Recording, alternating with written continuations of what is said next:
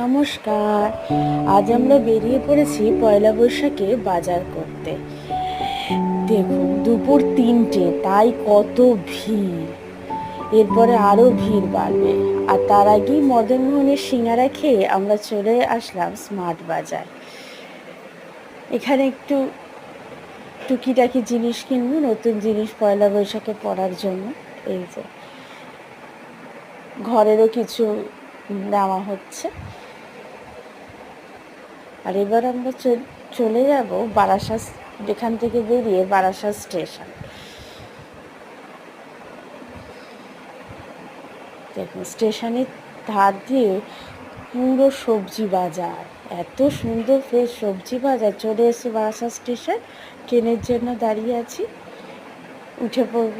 আজ এ পর্যন্তই। আমার ব্লগটি যদি আপনাদের ভালো লেগে থাকে অবশ্যই লাইক, শেয়ার, সাবস্ক্রাইব করে দেবেন।